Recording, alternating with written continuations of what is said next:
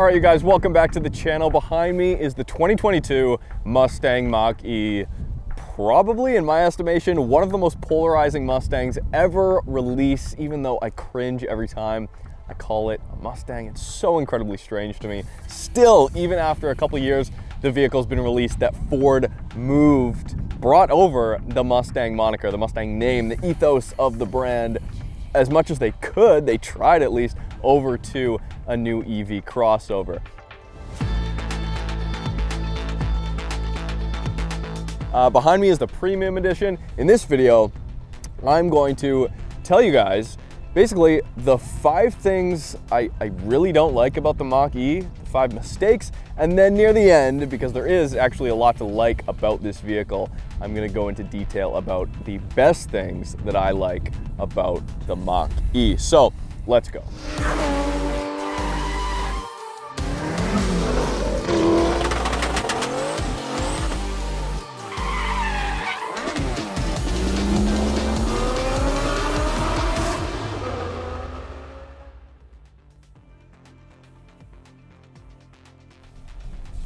All right, we'll start off with the 0 to 60 run here. We'll just mat it. Of course, there's no launch control here.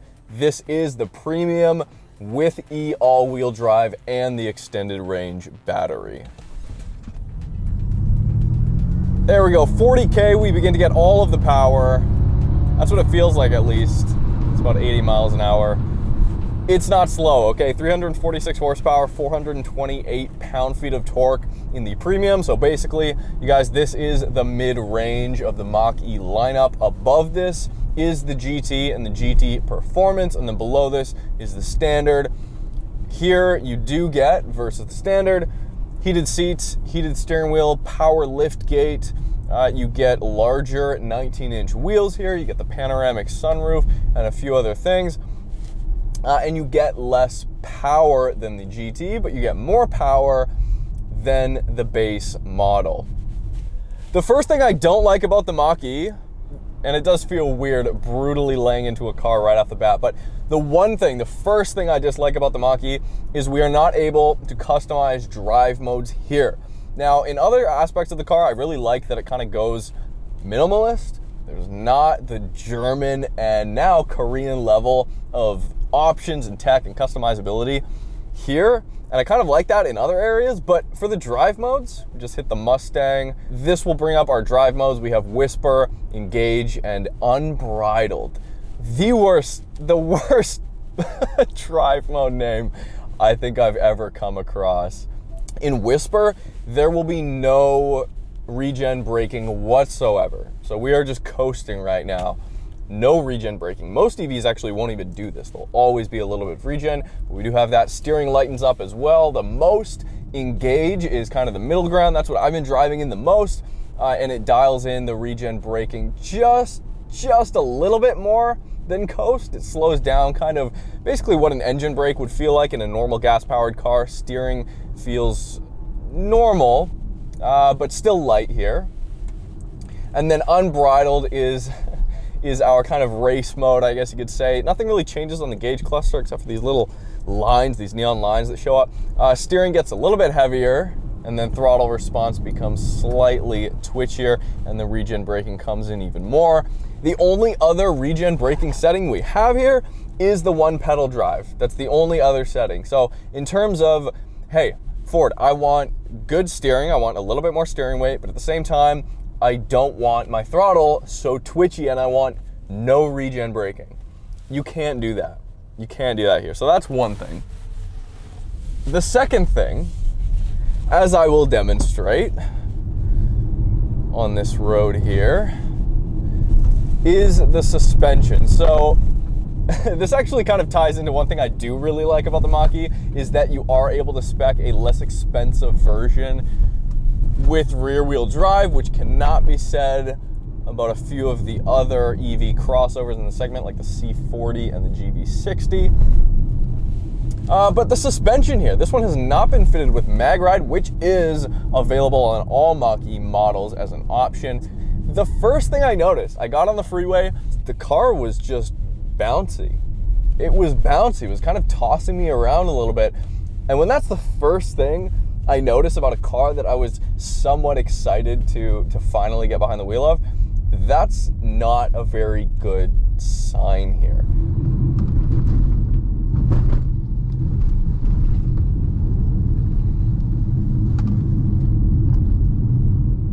How many vibrations come through the cabin and kind of how bouncy and stiff it can feel on certain roads, especially a road like this. On the freeway, on really smooth tarmac, it's totally fine. It rides good, and actually as a consequence of that, you kind of get a little bit more road feel and vibrations coming through the steering, which I do like. But as far as ride quality goes, it's just not up to par. I hate that I don't have a back-to-back comparison with the Mag-Ride system and this car, but I would say if you're looking at a Mach-E, absolutely consider the Mag-Ride.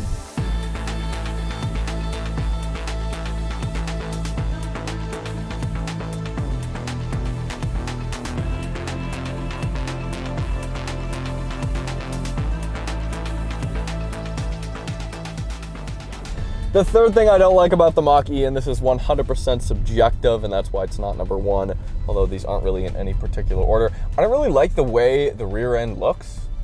You know, I praise the C40 Recharge for having a kind of sloped back X6M-esque rear end. I do like that shape, but there's no reason for it. The more I drive these crossovers and SUVs, the more practical they're advertised at their target market, but at the same time, the less they kind of make sense as far as looks go. The rear end, they tried to tie in the Mustang taillights. I get it. It doesn't really work for me. Please let me know what you guys think. And also what that does is it cuts down on rear seat headroom, which is the fourth thing I don't really like about the Mach-E. It just doesn't have quite as much headroom as you'd expect. C40 was the same. And the last thing I don't like about the Mach-E is that the steering wheel is vinyl wrapped. You cannot spec any Mach-E, even up to $93,000 Canadian for the GT Performance. You cannot spec a leather wrapped steering wheel. This is vinyl.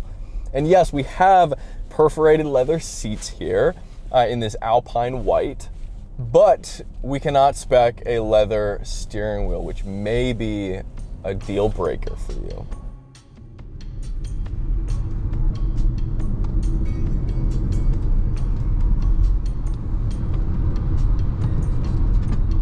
There aren't many things I don't like about the Mach-E, but what are the best parts? Where does the Mach-E shine? Well, this is the best handling EV crossover I've ever driven. It handles phenomenal. The balance is great. You can really feel, especially when you're approaching understeer, not just through the audio that you'll hear through the squealing of tires, but the balance of the car actually comes through my seat, which is something that cannot be said about the GV60, and that is less apparent in the C40 just because that vehicle is quite a bit taller than this and hunkered down. But the handling, the balance is phenomenal.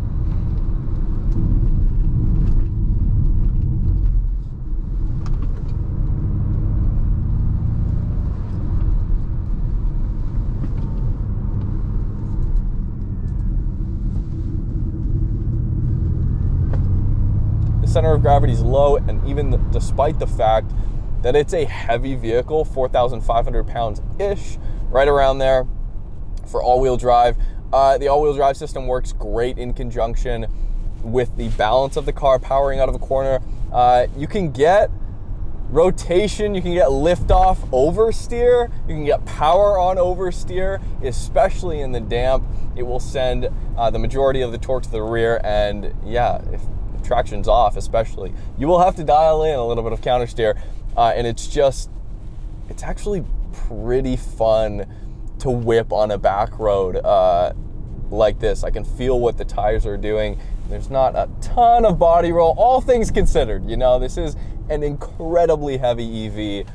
The second thing I love is the power level you're able to get here for the money. Now, it is very expensive here. Starting price for the premium is $64,000 Canadian. Here, as tested, $76,000. 426 pound-feet of torque. It's not slow. I have not driven the GT, you know, unless you really need that breakneck torque. This is more than enough. It is so incredibly fast. It's quicker than you need any vehicle on the street to really be. Another thing I love about the Mach-E is the simplicity of the cabin. I do love. It took me a minute to get used to the gauge cluster here, the 10.2-inch gauge cluster here. It's not really customizable. 15.5-inch Sync 4A touchscreen. Of course, if you watch my Expedition review, this is the same system. New Sync 4A here.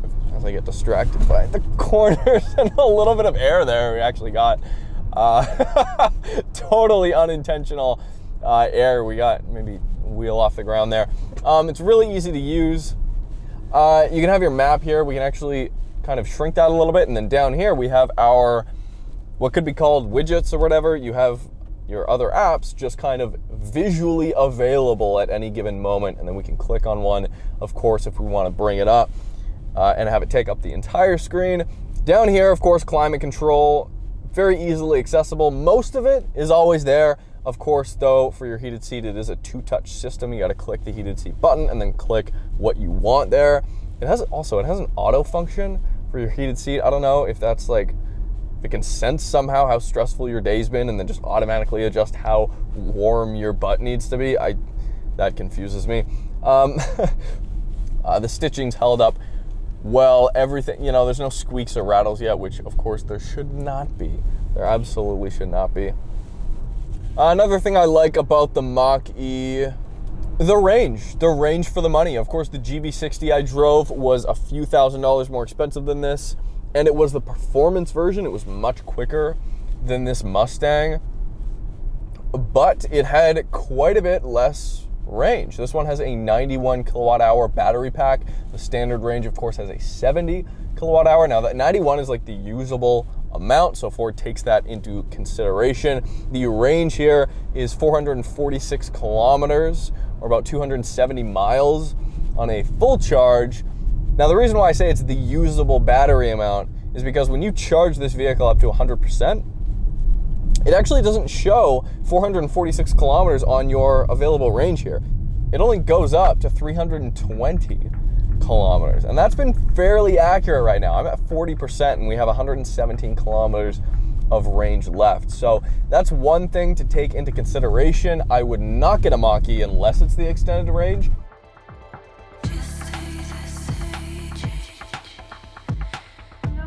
And then of course the max charging rate, which is worth noting here, 150 kilowatts, because this is a 400 volt battery architecture here versus the GV60, which has an 800 volt battery architecture. So that theoretically, if you can find a charger, that's the big thing, fast enough to charge it, it will charge up to 250 kilowatts. So here it's significantly less, but if you're able to find a 150 kilowatt charging station, then yeah, you can charge 10 to 80% in 45 minutes. Now on the flip side of the rear end of the vehicle, I think the front end looks great. I think the front end and the profile of the Mach-E looks fantastic. Now Ford calls this an SUV. It's not an SUV. Look how low the front of this vehicle is. Look how low that is. That is not an SUV. The ground clearance is not conducive to an SUV experience. It is a crossover.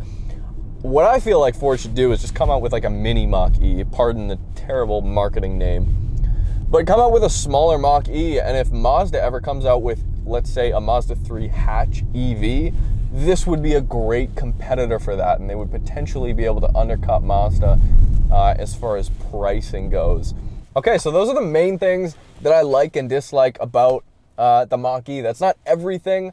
This video would be way too long.